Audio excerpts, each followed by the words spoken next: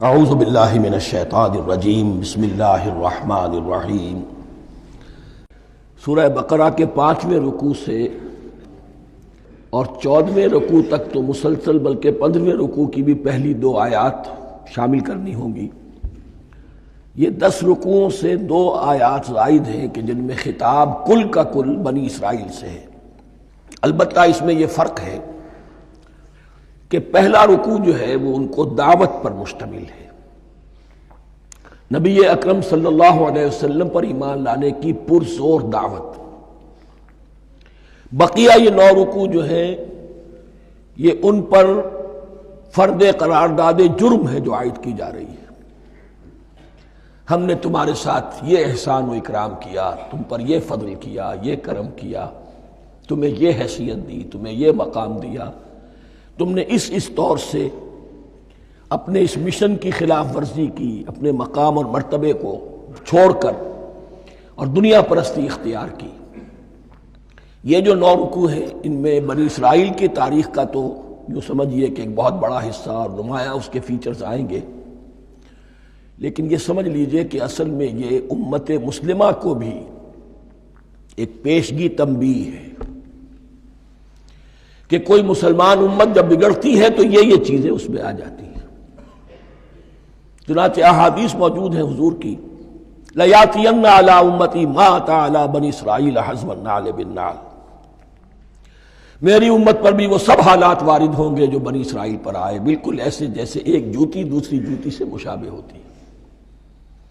ایک اور حدیث میں فرمایا لَتَتَّبِعُنَّ سُنَنَ مَنْ قَبْلِكُمْ، تم لازماً اپنے سے پہلوں کی پیروی کرو گے۔ اور اس میں اس حد تک بھی آپ نے وضاحت کر دی کہ اگر وہ سابق امت مسلمہ، سابق امت اگر وہ گوہ کے بل میں گھسی تھی تم بھی گھسو گے، اور اگر ان میں کوئی بدبخت ایسا اٹھا جس نے اپنی ماں سے زنا کیا تو تم میں سے بھی کوئی شقی ایسا ضرور اٹھے گا جو یہ حرکت کرے گا۔ اس اعتبار سے ان رکوعوں کو پڑھتے ہوئے یہ نہ سمجھیے یہ اگلوں کی داستان ہے، پچھلوں کی کہانیاں ہیں، نہیں۔ خوش طرح باشد کے سر دل براں، گفت آیت در حدیث دیگراں، یہ ہمارے لیے ایک آئینہ ہے اور ہمیں ہر مرحلے پر سوچنا ہوگا، دروں بینی کرنی ہوگی، انٹروسپیکشن، کہ کہیں اسی گمراہی میں ہم مبتلا تو نہیں۔ دیکھتے جائیے گا۔ دوسرا نقطہ پہلے سے یہ سمجھ لیجئے، یہ جو 2 آیتیں میں نے 6 رکوع کی تلاوت کی ہیں، بعین ہی یہی 2 آیتیں 15ویں رکوع میں آئیں گی، اور اس کو یوں سمجھیے کہ یہ 2 بریکٹس ہیں۔ 9 رکوعوں کا مضمون ان 2 بریکٹس کے درمیان ہے۔ یہ 2 آیتیں یہاں سے بریکٹ شروع ہو رہی ہیں، وہ 2 آیتیں ان پر بریکٹ ختم ہو رہی ہیں، بعین ہی وہی آیات۔ ایک آیت میں تو شوشے کا بھی فرق نہیں، دوسری آیت میں صرف ترتیب بدلی ہے، مضمون وہی ہے۔ اس کے مابین جو کچھ ہے، اس سے باہر یہ جو 5واں رکوع تھا اس کے مضامین گویا کہ ضرب کھا رہے ہیں بریکٹ کے اندر کے سارے مضامین سے۔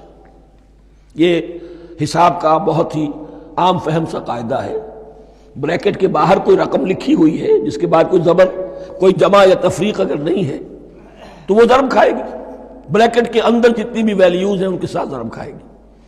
تو گویا کہ ہر قدم پر حضور پر دعوت، ایمان لانے کی دعوت اس پورے معاملے میں موجود ہے، اس لیے کہ اس میں بعض آیتیں ایسی آ گئی ہیں، ایک زیادہ نمایاں ایک کم نمایاں، جن سے کچھ لوگوں کو بغالتا ہوا یا کچھ لوگوں نے فتنہ پیدا کیا جان بوجھ کر۔ یہ فتنہ ایک بار پیدا ہوا تھا اکبر کے زمانے میں دین الہی کی شکل میں، کہ صرف خدا کو مان لینا، آخرت کو مان لینا اور نیک اعمال کرنا نجات کے لیے کافی ہے، کسی رسول پر ایمان لانا ضروری نہیں ہے۔ یہ صوفیہ میں بھی یہ فتنہ بہت بڑے پیمانے پر آیا۔ مسجد مندر ہکڑو نور، مسجد میں اور مندر میں ایک ہی نور ہے، سب مذاہب ایک ہی ہے، سارا فرق جو ہے شریعتوں کا ہے، عبادت کے ظاہری شکل کا ہے، وہ ہے رسولوں سے متعلق۔ رسولوں کو بیچ میں سے نکال دیجئے تو یہ دین الہی رہ جائے گا، اللہ کا دین۔ اتنا بڑا فتنہ تھا کہ جب ہندوستان میں سیاسی اعتبار سے، حکومت کے اعتبار سے مسلمانوں کا اقتدار چوٹی پر تھا، کلائمیکس پر، اکبر اعظم۔ اس وقت یہ دین الہی کا فتنہ اٹھا کہ دین محمدی کا اب دور ختم ہو گیا، وہ 1000 سال کے لیے تھا، 1000 سال پورے ہو گئے، اب الف ثانی ہے، دوسرا 1000 سال ہے، اس کے لیے نیا دین ہے، اسے دین اکبری بھی کہا گیا اور دین الہی بھی کہا گیا۔ اور اس میں ایک آیت آئے گی جس سے استدلال کیا ہے کچھ لوگوں نے۔ اس صدی میں پھر یہ فتنہ اٹھا تھا گاندھی کے فلسفے کے ذریعے سے، اور ایک بہت بڑا نابغہ انسان مسلمانوں میں سے، بہت بڑا نابغہ، جینیس، ابو الکلام آزاد، وہ بھی اس فتنے کا شکار ہو گیا۔ متحدہ قومیت، چنانچہ گاندھی اپنی پرارتھنا میں کچھ قرآن کی تلاوت بھی کراتا تھا، کچھ گیتا بھی پڑھواتا تھا، کچھ اپنشدوں سے، کچھ بائبل سے، کچھ گرو گرنتھ سے، معلوم ہو یہ سب ٹھیک ہے، سب ایک ہے، سب لوگوں کو ایک ہونا چاہیے، ایک قوم ہونا چاہیے، مذہب تو انفرادی معاملہ ہے، کوئی مسجد میں چلا جائے، کوئی مندر میں چلا جائے، گردوارے میں چلا جائے، کوئی چرچ میں چلا جائے، کوئی سینیگاگ میں چلا جائے، کیا فرق واقع ہوتا ہے؟ اس کا توڑ یہی ہے کہ سمجھ لیجئے یہ جو 7 آیتیں ہیں 5ویں رکوع کی، یہ ہے بریکٹ کے باہر، اور یہ ضرب کھا رہی ہے مسلسل۔ اس بریکٹوں کے درمیان جتنی بھی مضمون آ رہا ہے وہ سب ان کے تابع ہوگا، گویا کہ جہاں تک حضور پر ایمان لانے کا معاملہ ہے وہ انڈرسٹوڈ سمجھا جائے گا، مقدر سمجھا جائے گا ہر مرحلے پر ان 2 بریکٹوں کے مابین۔ اب چلیے بسم اللہ۔ یا بنی اسرائیل اذکروا نعمتی التی انعمت علیکم وانی فضلتکم علی العالمین، اے اسرائیل کی اولاد، یاد کرو میرے اس انعام کو جو تم پر ہوا، اس کی وضاحت میں کر چکا ہوں، لیکن یہاں جو الفاظ آ رہے ہیں بہت زوردار، وَأَنِّي فَضَّلْتُكُمْ عَلَى الْعَالَمِينَ، میں نے تمہیں فضیلت عطا کی تمام جہانوں پر۔ یہاں ایک قاعدہ نوٹ کر لیجئے، عربی نحو کا قاعدہ یہ ہے کہ کہیں ظرف جس میں کوئی شے ہے، ظرف کی جمع لے لیتے ہیں، مراد ہوتا ہے مظروف، ظرف کے اندر جو شے ہے اس کی جمع۔ تمام جہانوں پر فضیلت، کیا فرشتوں پر بھی فضیلت؟ نہیں، جہان والوں پر، تمام اقوام عالم پر تمہیں فضیلت عطا کی، یہ مطلب ہے اس کا۔ تمام عالموں پر، تمام جہانوں پر، یعنی تمام جہان والوں پر، اس انسان عالم انسانیت کے اندر جتنے بھی مختلف گروہ ہیں، نسلیں ہیں، طبقات ہیں، ان میں فضیلت۔ وَاتَّقُوا يَوْمًا لَا تَجْزِي نَفْسٌ عَن نَفْسٍ شَيْئًا، میں عرض کر چکا ہوں، اب تیسری مرتبہ پھر عرض کر رہا ہوں، اصل شے آخرت، محاسبہ آخرت، یہ مستحضر ہوگا تو انسان سیدھا رہے گا۔ اس میں کمزوری آ جائے، ضعف آ جائے تو باقی ایمان باللہ، ایمان بالرسالت، یہ نہ معلوم کیا کیا شکلیں اختیار کر لیں۔ دیکھیے اس آیت کے اندر 4 اعتبارات سے محاسبہ آخرت کا زور ہے۔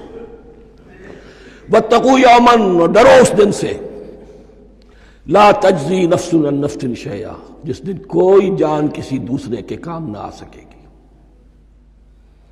ولا يقبل منها شفاعہ، اور نہ کسی سے کوئی سفارش یا شفاعت قبول کی جائے گی، کیٹیگوریکل ڈینائل، ولا يؤخذ منها عدل، نہ کسی سے فدیہ قبول کیا جائے گا، ولا هم ينصرون، اور نہ انہیں کوئی مدد مل سکے گی۔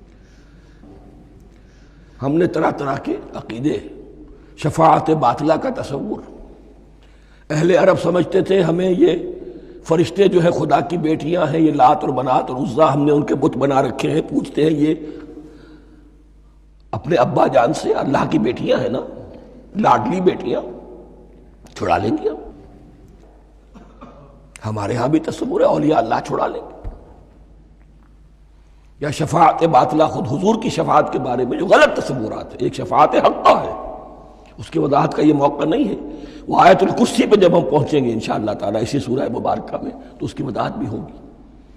یہ سارے جو ہم نے جو گھڑ رکھے ہیں خیالات، ان کی نفی اس آیت کے حوالے سے کی۔ وَاتَّقُوا يَوْمًا لَا تَجْزِي نَفْسٌ عَن نَفْسٍ شَيْئًا، کوئی انسان دوسرے انسان کے کام نہیں آ سکتا، وَلَا يُقْبَلُ مِنْهَا شَفَاعَةٌ، کسی جان کی طرف سے کوئی سفارش قبول نہیں ہوگی، ولا یؤخذ منها عدل، نہ کوئی فدیہ قبول کیا جائے گا، ولا هم ینصرون، نہ انہیں کوئی مدد مل سکے گی۔